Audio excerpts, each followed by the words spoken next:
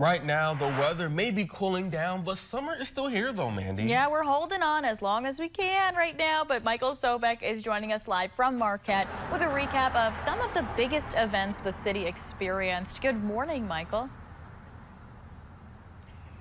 Good morning. It's a little cool right now, especially as we're by the water, and I'm starting to think maybe a jacket would have been a good idea this morning, because we're talking about summer. And while it's winding down, and let's think back to those warmer days, things like Blueberry Fest. We just had Harbor Fest, and some of the big successes that those events were. Now, I have Marquette DDA, Michael Bradford, joining me this morning. Now, as we take a walk down Washington Street here, what were some of the biggest events that happened right here on Washington Street? Yeah, so the two that come to mind is Blueberry Fest that we had just late July, and we had a big increase this year of people, 9.6 thousand. Whoa! Yeah, so like 1,400 more people, and so I'm happy that we extended the area a bit more, but it was a huge success. But what's coming up is we're on the 100 block right now of West Washington, and this is where the Wednesday night market takes place. And this Wednesday, tomorrow, can't believe it, it's already here, is the last one of the season, which has been a huge success, since we moved it from the Commons, and it's just been growing year after year. And so this has been a nice and economic injection here into the downtown.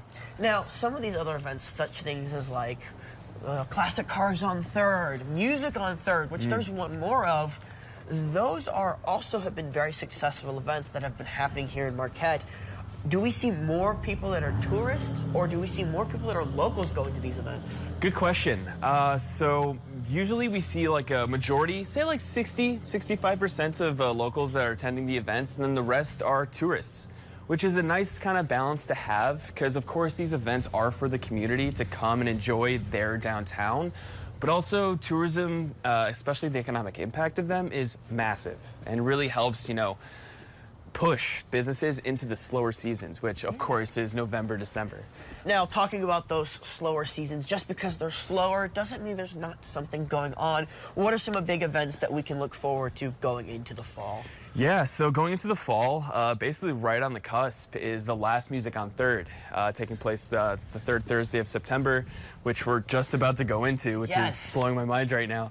But that has been a huge success, from increasing the hours now to 3 hours, so more time for people to see the music and more venues so that more local musicians can take part. It's a big one, and I'm really looking forward to, closing this one up. Absolutely. Well, thank you so much for joining this morning. There was a lot of success this summer, and there's still more success to come as we get into the fall. Coming up, we're going to talk with Susan Essler, who's the CEO of Travel Marquette, a little bit to take a bigger picture of the county as a whole. So that's all coming up in just a few more minutes, so stick around. It's back to you in the studio.